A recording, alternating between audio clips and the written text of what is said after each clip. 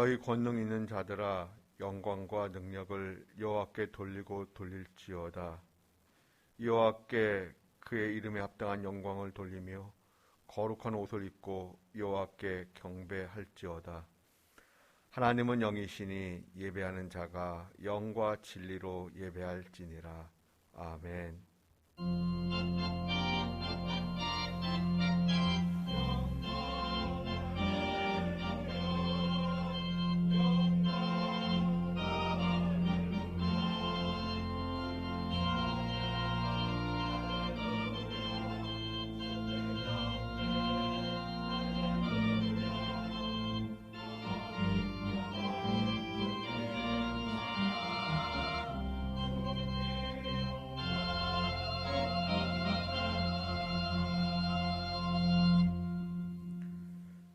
거룩하시고 존귀하신 성삼위일체 하나님, 마음과 뜻과 정성을 다하여 드리는 예배를 기쁘게 받아주시옵소서.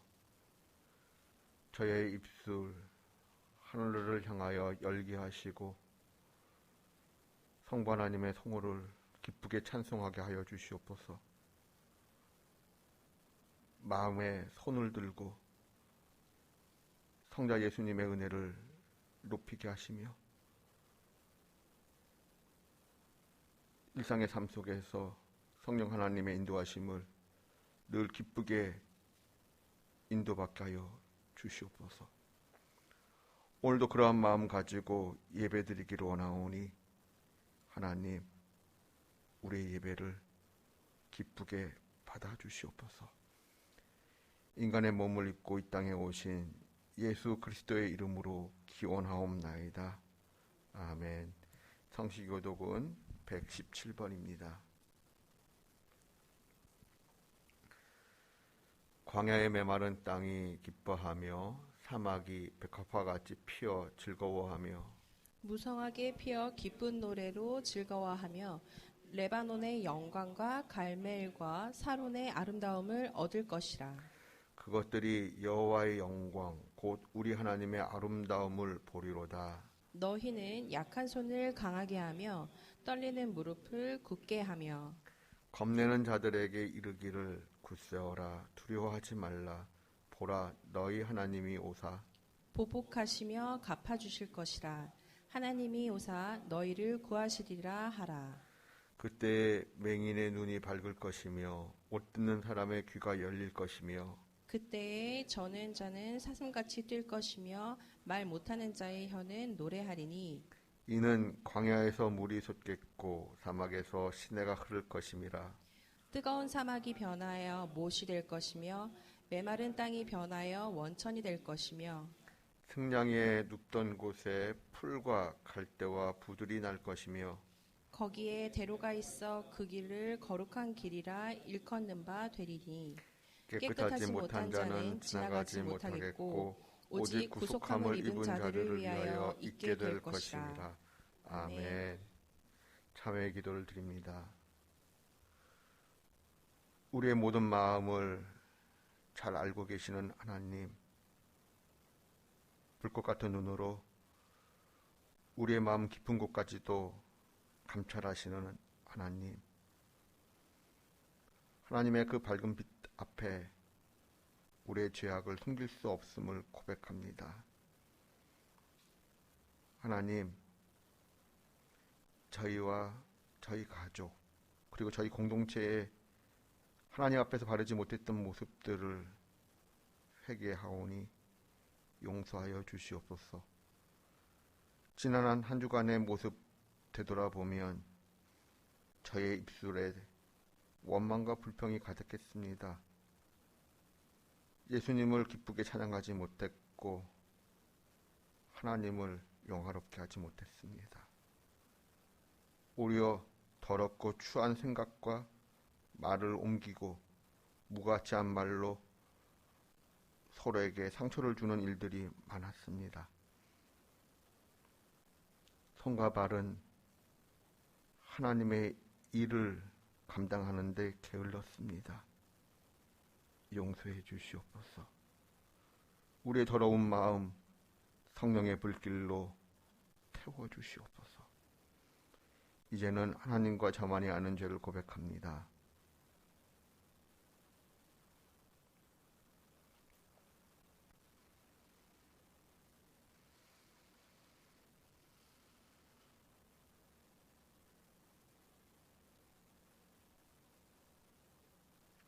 구하옵나니 주의 인자의 광대하심을 따라 이 백성의 죄악을 사하시되 애굽에서부터 지금까지 이 백성을 사하신 것 같이 사하시옵소서.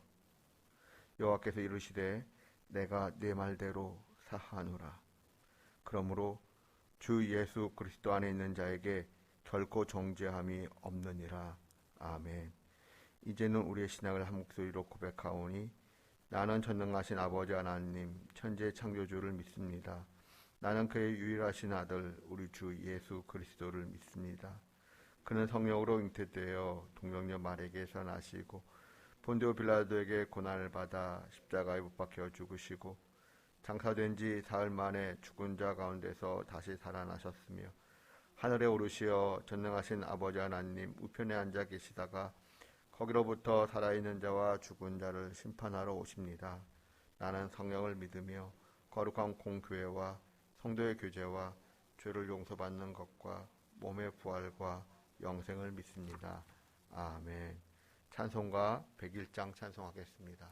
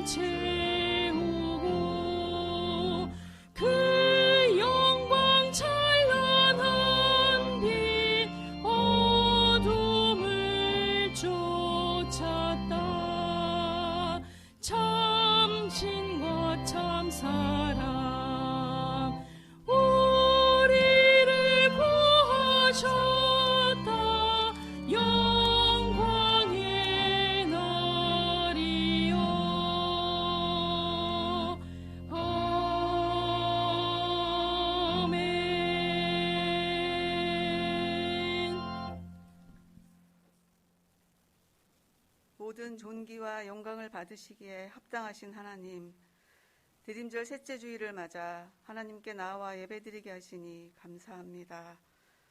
한우물 여시사 이 전에 가득 임하시어 우리의 찬양과 경배를 받으시옵소서.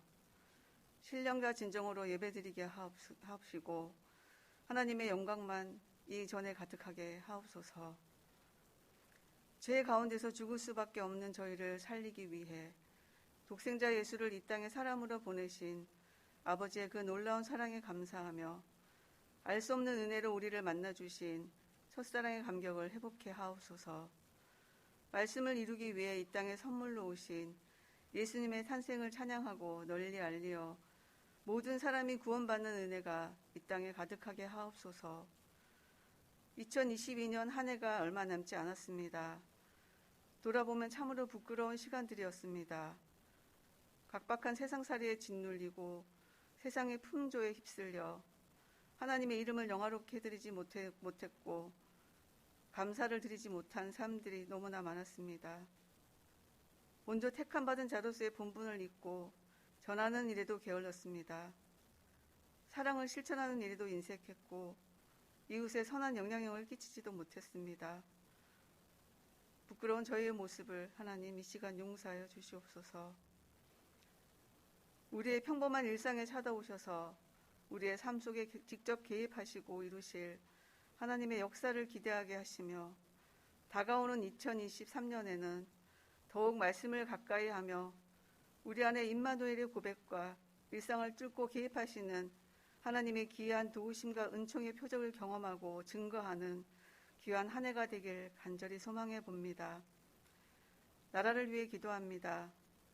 세우신 위정자들이 자신의 이익을 좇기보다 나라의 이익이 되고 국민을 위한 정치를 펼치게 하시고 지혜를 모아 어려워진 경제를 다시 일으킬 수 있는 능력을 더하여 주시옵소서.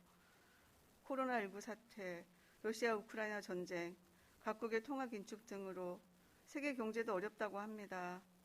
이 땅을 불쌍히 여기시고 어려움에 처한 모든 자들에게 긍휼을 베푸시옵소서. 교회와 성도들을 위해 기도합니다. 무엇보다 코로나를 이겨내고 모든 성도들이 함께 교회에 나와 예배드리게 하옵소서. 유치아동부부터 1, 2부 예배까지 예배가 살아나게 하시고 온 교회 안에 찬양과 기도 소리가 담을 넘어 주변에 차고 넘치게 하옵소서. 내년도를 위한 각 부서의 새로운 조직을 세우려 합니다. 지혜를 더하시사 적합한 일꾼들로 잘 세워지게 하시고 모든 부서의 활동이 왕성히 재개될 수 있도록 재정도 넉넉히 채워주옵소서. 올해보다 내년에는 더욱 성령 충만을 구하며 성도들의 가정과 일터, 학교 어디에서든 좋은 만남과 관계가 형성되게 하시오며 각 가정에는 하나님의 충만한 은혜와 평강이 가득 임하게 하옵소서. 이 시간 말씀을 듣습니다. 전하시는 목사님께 크신 능력으로 함께 하시어 우리 안에 치유와 회복이 있게 하시고 마음의 위로와 평안이 가득하게 하옵소서. 주신 말씀 마음에 새겨 한 주간 삶으로 살아내게 하옵소서. 이 시간 머리 숙인 모든 성도들의 기도와 간구를 들으시고 때를 따라 돕는 은혜도 베푸시옵소서. 올 한 해 동안 복음의 사자로 목자로 맡겨주신 양떼를 위해 이웃을 위해 나라를 위해 기도의 무릎을 쉬지 않으신 담임 목사님과 함께 동역하신 부목사님 전도사님들을 영육간에 강건하게 지켜주셔서 감사합니다. 목회하는 날 동안 늘 승리케 하옵시고 그 가정도 지켜주옵소서. 지금도 세계 열방에서 열악한 환경에도 복음의 씨앗을 뿌리는 선교사님들께도 같은 은혜로 함께 하옵소서. 우리의 예배를 기쁘게 흠양하시옵고 임마누엘 찬양대의 찬양을 기쁘게 받으시고 예배를 돕는 손길 위에 은혜 베푸시옵소서. 연로하신 부모님의 건강과 자녀들의 미래를 하나님께 의탁하오며 임마누엘 되어주시고 우리와 우리 자녀들 안에 이루실 기이한 도우심과 은총의 표적을 고대하며 예수 그리스도 귀하신 이름으로 기도하옵나이다. 아멘.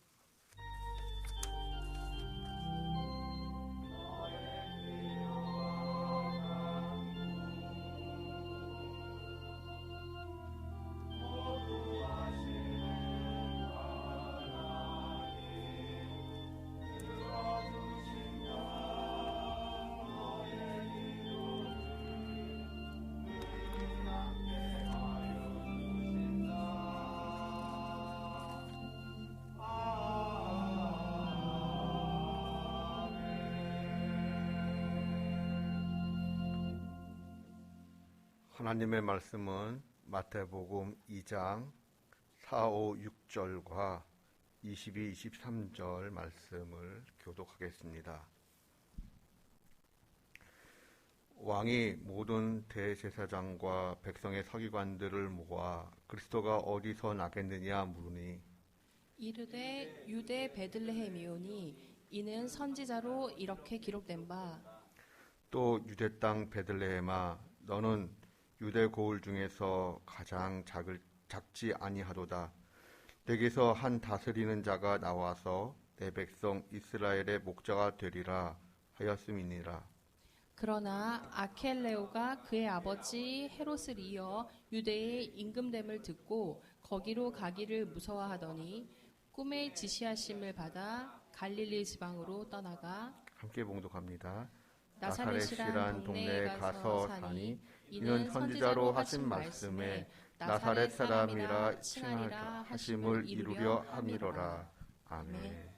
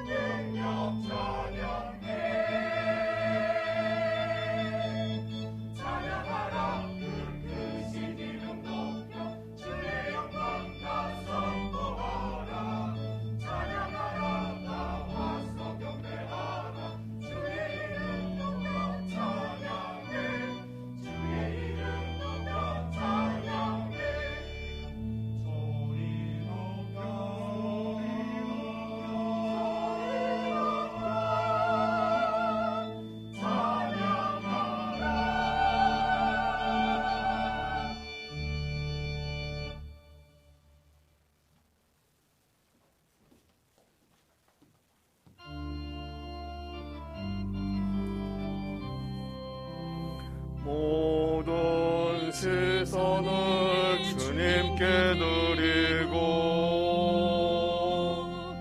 살아계신 하나님을 높일 때 내 삶은 주의 역사가 되고 하나님이 새 일을 시작하네. 샬롬. 복음은 모두 믿는 자들에게 구원을 주시는 하나님의 능력입니다. 하나님은 이 땅의 모든 사람들이 복음, 즉 예수 그리스도로 인하여 예수님을 믿어 구원받기를 원하십니다. 그런데 이 땅의 모든 사람들이라 함은 성경의 시각에서 볼 때 크게 두 종류의 사람으로 나눌 수가 있습니다. 어떻게 나눌 수가 있을까요? 유대인과 이방인입니다. 예수님은 유대인과 이방인 모두를 구원하시기 위하여 이 땅에 오셨습니다. 그러한 하나님의 간절한 소망이 예수님의 탄생 이야기 속에 담겨져 있습니다. 하나님은 예수님을 굳이 베들레헴에서 태어나게 하셨습니다. 이것은 지극히 유대인의 구원을 배려하시는 하나님의 마음입니다. 그럼에도 불구하고 하나님은 예수님을 굳이 나사렛 동네에서 성장하고 자라게 하셨습니다. 이것은 지극히 이방인의 구원을 배려하시는 하나님의 마음입니다. 헤롯 대왕이 대제사장들과 율법학자들을 불러 모으고 질문합니다. 그리스도가 메시아, 즉 구세주가 어디에서 태어나겠느냐? 대제사장들과 율법학자들이 한결같은 목소리로 대답을 합니다. 베들레헴입니다. 그런데 메시아가 베들레헴에서 태어난다라고 하는 것은 전문가가 아닌 일반 유대인들도 널리 잘 알고 있는 상식이었습니다. 우리 요한복음 7장 42절 말씀 다 함께 봉독합니다. 성경에 이르기를 그리스도는 다윗의 씨로 또 다윗의 살던 마을 베들레헴에서 나오리라 하지 아니하였느냐 하며. 아멘. 여기서 성경이라 함은 사무엘하 7장 12절 이하의 말씀과 미가서 5장 2절 말씀을 의미합니다. 특별히 미가서 5장 2절 말씀 우리 다 함께 봉독합니다. 베들레헴 에브라다야 너는 유다 족속 중에 작을지라도 이스라엘을 다스릴 자가 내게서 내게로 나올 것이라. 그의 근본은 상고에 영원에 있느니라. 아멘. 메시아는 베들레헴에서 태어날 예정인데 그분의 정체는 근본적으로 태초로부터 시작이 된다는 것입니다. 이 세상 시간 밖에서부터 계시다라는 것입니다. 무슨 뜻인가 하면 태초로부터 계신 메시아가 이 세상의 시간 밖에서부터 계신 메시아가 시공간의 유한성을 뚫고 들어오신다라는 것입니다. 그리고 그 메시아가 그 시공간의 유한성 안으로 들어오시는데 바로 베들레헴에서 태어나시게 된다라는 것이지요. 약속에 충실하신 하나님, 그리고 그러한 믿음을 가진 유대인들을 배려할 때 메시아이신 예수님은 다윗의 자손이어야 하고 다윗의 자손으로서 반드시 베들레헴에서 태어나셔야만 했습니다. 이러한 예수님의 성육신을 위하여 하나님은 다윗의 자손인 요셉 그리고 그의 정혼자인 마리아를 선택하셨습니다. 그런데 말입니다. 하나님께서 선택하신 요셉과 마리아는 지금 현재 베들레헴이 아닌 나사렛 동네에 거주하고 있었습니다. 더욱이 마리아는 성령의 능력으로 임신을 하게 되었고 산딸이 다가오고 있었습니다. 그러므로 특별한 일이 없는 한 안전을 위하여 나사렛 동네를 벗어날 까닭이 없습니다. 나사렛에서 베들레헴까지 그 당시 도로망으로는 200km가 넘는 거리였습니다. 그러므로 만삭의 임산부가 위험천만한 장거리 여행을 굳이 떠날 이유가 없는 것이지요. 그러나 시건치 아니하시는 하나님의 입장에서 보면 아기 예수님은 반드시 유대 땅 베들레헴에서 태어나셔야만 했습니다. 그렇다면 하나님의 입장에서 볼 때 이제 어떻게 하면 좋겠습니까? 하나님은 하나님의 말씀을 이루어내시기 위하여 세상의 권력을 사용하셨습니다. 누가복음 2장 1절에 따르면 로마의 아우구스투스 황제가 모든 식민지역에 호적 명령을 내립니다. 때문에 힘없는 식민지 백성들은 고향으로 가서 호적 신고를 해야만 했습니다. 요셉도 어쩔 수 없이 만삭인 아내와 함께 본적지인 베들레헴으로 돌아갑니다. 로마 황제는 세금을 더 걷어들이기 위한 목적으로 호적 신고를 명령했습니다. 그러나 그 명령은 하나님께서 하시고자 하는 일을 이루기 위한 도구가 되었습니다. 이러한 하나님의 섭리를 따라 예수님은 본적지 베들레헴에서 태어나시게 됩니다. 그리고 예수님은 태어난 지 8일 만에 할례를 받습니다. 그리고 시간이 흐른 어느 날 요셉과 마리아는 아기 예수님을 안고 예루살렘 성전을 방문하게 됩니다. 예루살렘 성전을 방문한 목적은 두 가지 때문입니다. 하나는 하나님께 초태생 속전을 드리기 위함이었고, 또 다른 이유는 산모의 정결 예식을 드리기 위함이었습니다. 우리 누가복음 2장 22절부터 24절 말씀 다 함께 봉독합니다. 모세의 법대로 정결 예식의 날이 참에 아기를 데리고 예루살렘에 올라가니 이는 주의 율법에 쓴 바 첫 해에 처음 난 남자마다 주의 거룩한 자라 하리라. 한 대로 아기를 주께 드리고 또 주의 율법에 말씀하신 대로 산비둘기 한 쌍이나 혹은 어린 비비둘기 둘로 제사하려 함이더라. 아멘. 레위기 12장에 따르면 남자 아기를 낳은 산모는 7일 동안 부정하고 그 후에도 33일 동안 집안에 머물러 있어야만 했습니다.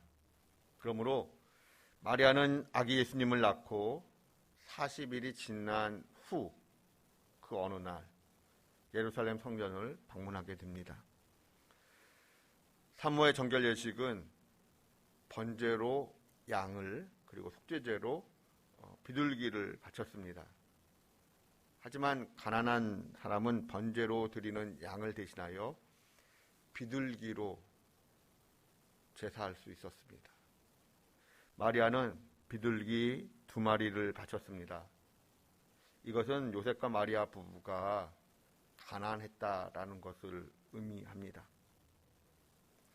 요셉과 마리아는 첫 아기 예수님을 하나님께 드린다는 의미로서 율법이 정한 바 은 5세겔을 하나님께 드렸습니다. 예루살렘 성전과 베들레헴은 그리 멀지 않은 거리에 있습니다. 그러므로 요셉과 마리아는 본적지인 베들레헴에 계속 머물러 있었던 것입니다. 그러던 어느 날 예수님의 가족은 특별한 손님을 맞이하게 됩니다. 페르시아 지역으로부터 일명 동방박사들이 예수님을 찾아온 것입니다. 동방박사들은 예수님께 엎드려 절을 합니다. 그리고 보배합을 열어 정성을 다해 준비한 황금과 유향과 몰약을 예수님께 예물로 드립니다. 그리고 나서 그들은 다시 고향으로 돌아가고자 길을 떠납니다. 동방박사들이 길을 떠나자 하나님의 사자가 요셉을 꿈에서 찾아가 말합니다. 우리 마태복음 2장 13절 14절 말씀 다 함께 봉독합니다. 그들이 떠난 후에 주의 사자가 요셉에게 현몽하여 이르되 헤롯이 아기를 찾아 죽이려 하니 일어나 아기와 그의 어머니를 데리고 애굽으로 피하여 내가 내게 이르기까지 거기 있으라 하시니 요셉이 일어나서 밤에 아기와 그의 어머니를 데리고 애굽으로 떠나가. 아멘. 요셉은 하나님의 사자가 전달해 준 말을 듣자마자 한밤중임에도 불구하고 들은 즉시 베들레헴을 떠나 애굽으로 내려갑니다. 그리고 헤롯 대왕이 죽을 때까지 애굽에 머물게 됩니다. 그렇게 시간이 흘러 헤롯 대왕이 죽자 하나님의 사자는 다시 요셉을 찾아가 말을 합니다. 하나님의 뜻을 전하지요. 헤롯 대왕이 죽었으므로 이제 이스라엘 땅으로 돌아가라. 하나님의 말씀을 전해들은 예수님의 가족은 이제 이스라엘 땅으로 돌아갑니다. 요셉과 마리아는 이제 본적지인 베들레헴에서 계속 살고자 하는 마음을 갖고 애굽을 출발합니다. 그러나 베들레헴에 가까이 와서는 막상 망설이게 됩니다. 소문을 들었기 때문입니다. 헤롯 대왕이 죽은 후 이스라엘 지역을 헤롯의 그 아들들이 나누어서 통치하게 되었는데, 베들레헴이 포함된 유대 지역은 헤롯 대왕을 가장 많이 닮은, 그래서 포악하기가 이를 데 없는 아킬라오가 다스리게 되었다라고 하는 소식이었습니다. 그러자 주춤하지요. 그럴 때 하나님께서 말씀하셨습니다. 우리 다 함께 22절, 23절 말씀 봉독합니다. 그러나 아켈레오가 그의 아버지 헤롯을 이어 유대의 임금됨을 듣고 거기로 가기를 무서워하더니 꿈에 지시하심을 받아 갈릴리 지방으로 떠나가 나사렛이란 동네에 가서 사니, 이는 선지자로 하신 말씀에 나사렛 사람이라 칭하리라 하심을 이루려 함이리라. 아멘. 하나님의 지시대로 요셉과 마리아는 베들레헴을 떠나 갈릴리 지방의 작은 마을 나사렛 동네로 이동을 하여 정착을 하게 됩니다. 그런데 성경은 이 모든 일이 하나님의 섭리였다라고 말씀하고 계십니다. 예수님을 나사렛 출신의 사람으로 칭함받게 하시려는 하나님의 섭리였다라는 것입니다. 그렇다면 하나님은 왜 예수님을 나사렛 출신으로 불리게 하셨을까요? 나사렛이 속한 갈릴리 지방이 성경 속에서 의미하는 바는 무엇일까요? 이스라엘이 북이스라엘, 남유다로 나뉘어진 후 BC 722년에 북이스라엘은 아시리아에게 멸망을 하게 됩니다. 아시리아의 주된 정책 중에 하나는 혼혈 정책이었습니다. 북이스라엘 백성들은 아시리아의 포로로 많이 끌려가기도 했습니다만, 많은 이방인들이 북이스라엘의 땅, 즉 갈릴리 지방에 들어와 살게 되었습니다. 때문에 그 결과로서 이방의 갈릴리라는 말이 생겨나게 됩니다. 그런데 하나님은 이방의 갈릴리를 향한 계획을 갖고 계셨습니다. 어떤 계획일까요? 우리 이사야 9장 1, 2절 말씀과 6절 말씀을 다 함께 봉독합니다. 전에 고통받던 자들에게는 흑암이 없으리로다. 옛적에는 여호와께서 스불론 땅과 압달리 땅이 멸시를 당하게 하셨더니, 후에는 해변길과 요단 저쪽 이방의 갈릴리를 영화롭게 하셨느니라. 흑암에 행하던 백성이 큰 빛을 보고 사망의 그늘진 땅에 거주하던 자에게 빛이 비치도다.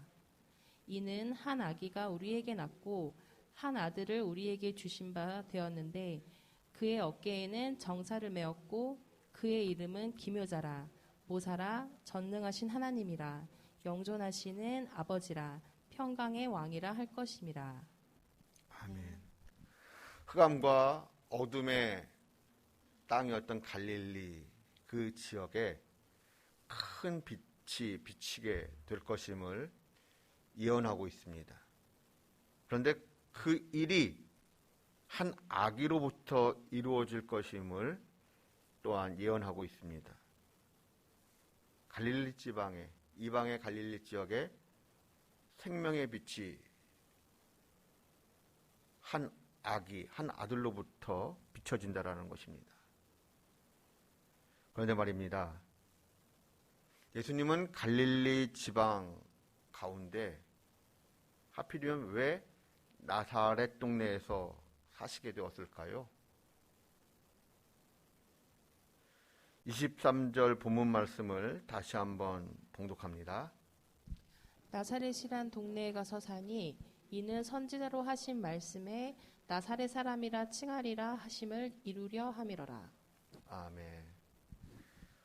제가 좀 전에 PPT를 잠깐 못 봤는데 여기 보면 여러분이 성경책을 한번 직접 한번 펴보시기 바랍니다. 여기 23절을 보시면 나사렛이라는 단어 앞에 각주가 달려 있습니다. 제가 가진 성경으로는 빠졌군요. 디귿으로 되어 있는데 여러분이 갖고 있는 그 각주를 따라가시면 뭐라고 되어 있습니까? 이사야 11장 1절이라고 나와 있습니다. 예수님께서 나사렛이란 동네에 가서 사시게 된 것은 선지자로 하신 말씀을 이루기 위함인데, 선지자로 하신 말씀이란 구체적으로 이사야 11장 1절이라는 뜻입니다. 이사야 11장 1절 우리 한번 다 함께 봉독합니다. 뿌리에서 한 싹이 나며 그 뿌리에서 한 가지가 나서 결실할 것이요. 아멘. 이사야 11장 1절의 말씀이 메시아 예언인 것은 알겠는데 우리가 보기에는 그 어디에도 나사렛이라는 단어가 나오지 않습니다. 그렇다면 우리는 이것을 어떻게 이해하면 좋을까요? 마태복음 2장 23절의 말씀을 정확히 이해하려면 유대 문화, 특별히 히브리어 성경의 특징을 알아야 합니다. 유대인들은 언어 유희를 즐기는 사람들이었습니다. 그리고 그러한 유대 문화 속에 하나님은 하나님의 마음을 담아 놓으셨습니다. 원래 히브리어 성경은 모음 없이 자음만으로 구성되어 있습니다.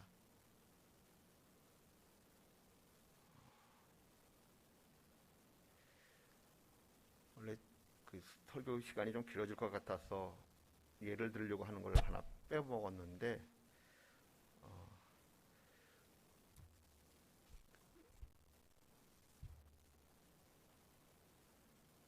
그냥 준비된 대로 이야기하겠습니다.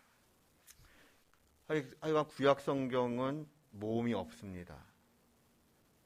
자음만으로 구성되어 있습니다. 그러므로 모음을 어떻게 붙이는가에 따라 자음은 같지만 달리 발음하게 되고 또 다른 뜻이 될 수 있습니다. 간단하게 이야기하면 나사렛이라고 하는 히브리어의 자음 구성과 이사야 11장 1절에 나오는 넷제르라고 하는 히브리어의 자음 구성이 똑같습니다.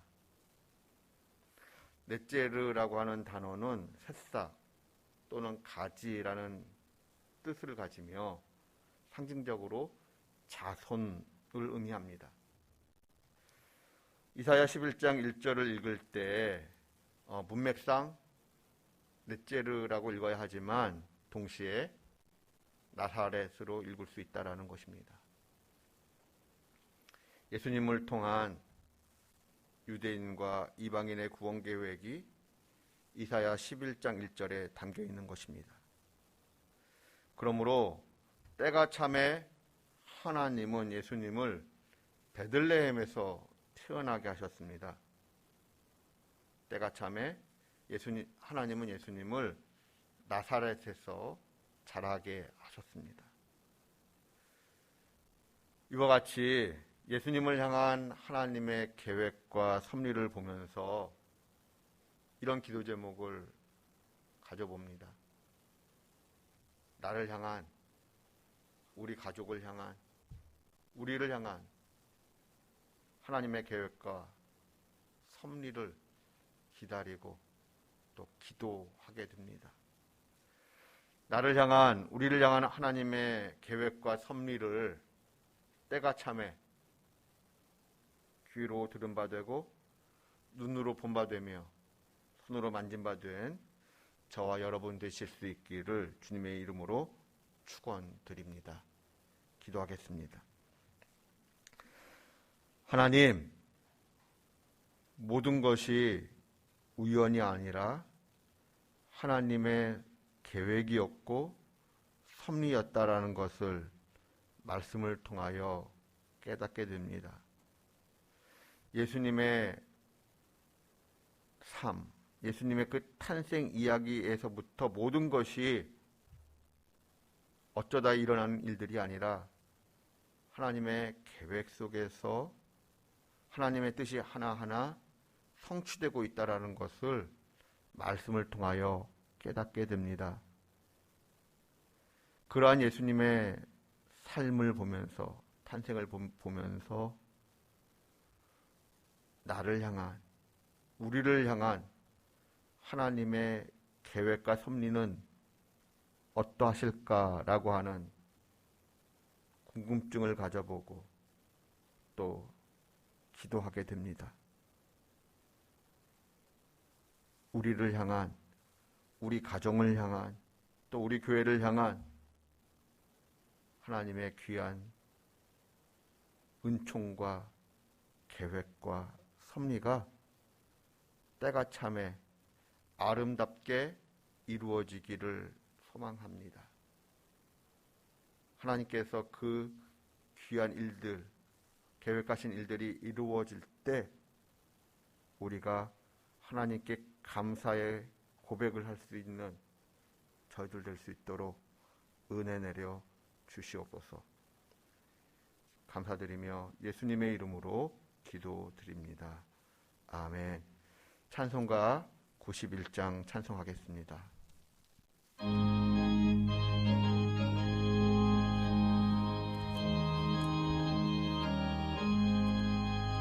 슬픈 마음 있는 사람 예수 이름 믿으며 영원토록 변함없는 기쁜 마음 얻으리. 예수의 이름은 세상의 소망이요 예수의 천국의 기쁨일세.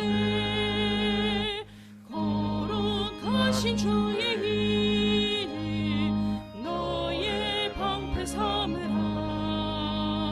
환난 시험 당할 때에 주께 기도드려라.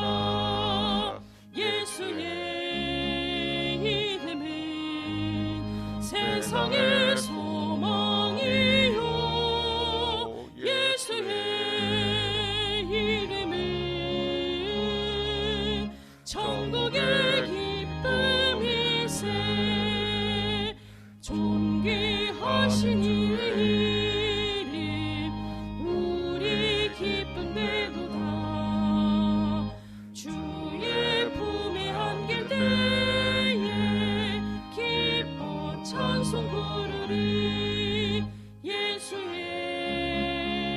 이름은 세상의 소망이요 예수의 이름은 천국의 기쁨일세. 우리 갈 길 다간 후에 보좌 앞에 나아가 왕의 왕께 경배하며 면류관을 드리리. 예수의 이름은 세상의 소망이요 예수의 이름은 천국의 기쁨일세. 봉헌의 시간 갖겠습니다.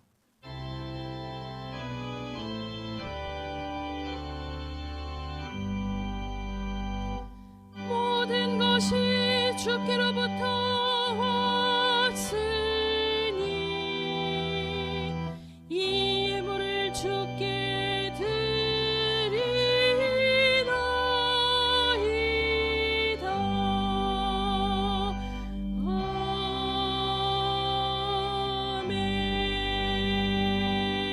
아멘. 모든 인류의 소망이신 하나님, 하나님께서 우리의 소망이신 것을 감사드립니다. 우리에게 생명 주시고 또 우리에게 먹고 살 수 있는 물질을 주신 것 감사합니다. 하나님께서 주신 것을 알고 있고 또 감사하기에 하나님께서 주신 것 가운데 일부를 구별하여 예물로 드립니다. 하나님의 것을 하나님의 것으로 인정하기에 드리는 이 예물을 받아주시고 이 예물이 쓰이는 곳마다 아버지의 영광이 드러나기를 소망합니다. 우리의 삶의 자리가 때로는 공고하고 어려울 때가 있지만 하나님의 은혜를 잊지 않는 믿음의 백성들 되게 하여 주시옵소서. 하나님, 우리의 삶의 자리를 긍휼히 여겨주시기를 구합니다. 하나님, 점점 날씨가 추워지고 있습니다. 우리의 삶의 자리, 우리의 마음조차도 점점 추워지고 있는 것은 아닌가 생각이 듭니다. 하나님, 우리가 주님의 은혜와 사랑 속에 또 주님을 찬양하는 믿음 속에 주님을 기다리는 그 기다림 속에 우리의 마음이 다시 따뜻해지고 뜨거워지기를 소망합니다. 하나님, 우리 드림의 권속들 어느 곳에 머물든지 주님께서 눈동자같이 지켜주시옵소서. 해외에 머물든지 지방에 있든지 군문에 있든지 그 있는 곳에서 주께 영광 돌려드리는 믿음의 백성들 되게 하여 주시옵소서. 하나님, 우리의 가족들 가운데 몸과 마음이 연약한 분들이 계십니다. 또 가족을 돌보기 위하여 수고하는 분들이 계십니다. 하나님, 긍휼히 여겨주시옵소서. 무엇보다도 우리 믿음의 식구들, 그 가정들마다 모든 가족들이 구원의 은혜를 누리게 하여 주시기를 구합니다.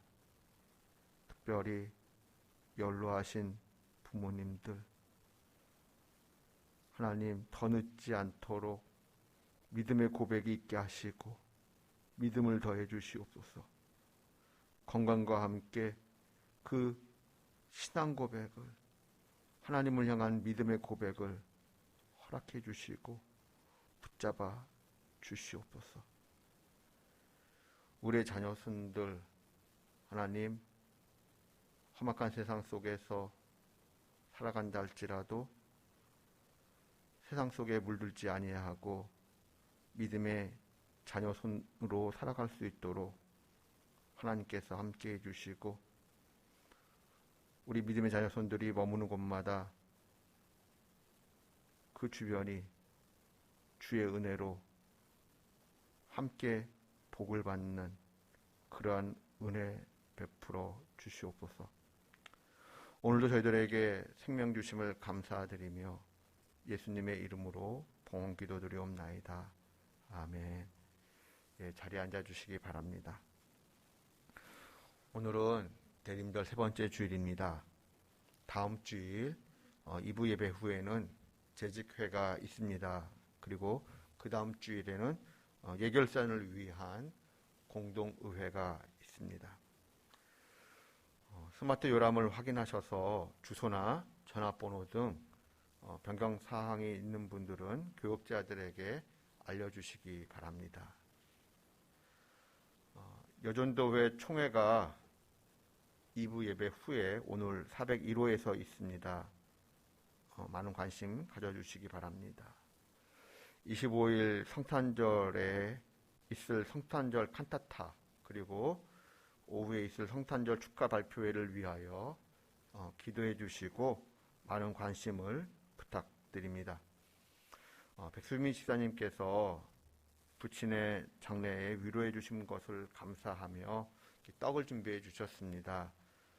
나가실 때 하나씩 받아가시기 바랍니다. 감사합니다. 하나님의 은혜와 사랑이 여러분의 삶 속에 늘 머물기를 기원하며 찬송가 103장 찬송하겠습니다.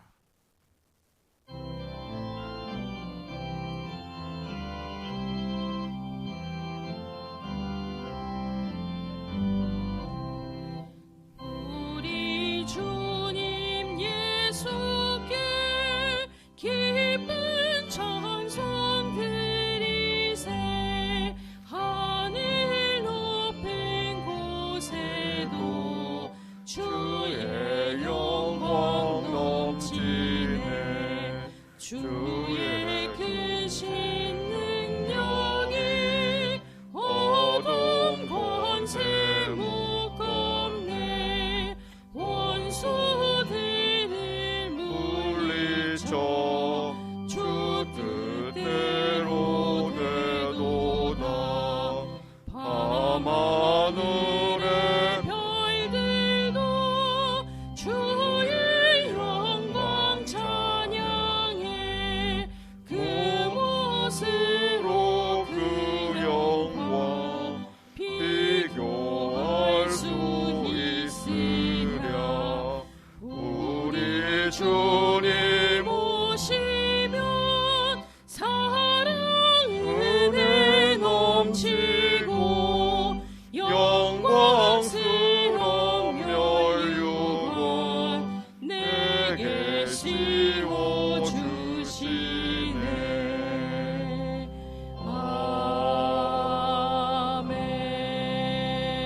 아멘. 우리 주 예수 그리스도의 은혜와 하나님의 크신 사랑과 성령의 교제하심이 예수님을 향한 하나님의 그 섬세한 계획과 섭리를 보면서 나와 우리 가정 또 우리 교회를 향한 하나님의 그 섬세한 계획과 섭리를 기대하는 가운데 때가 참에 하나님의 그 놀라운 섭리들이 귀로 들은 바 되고 눈으로 본 바 되고 손으로 만진 바 되기를 기대하는 우리 주님의 권속들 한 분 한 분의 삶과 가정과 일터 위에 우리 조국 대한민국의 미래와 번영, 특별히 저 풍력의 지학교회 성도들을 위해 세계 열방에서 복음을 증거하시는 우리 선교사님들의 사역 위에 지금도 전쟁의 공포 속에서 테러의 위협 속에서 하나님의 위로를 기다리며 하나님만 바라보는 주의 백성들 위해 지금부터 영원까지 늘 함께 하시기를 간절히 축원하옵나이다. 아멘.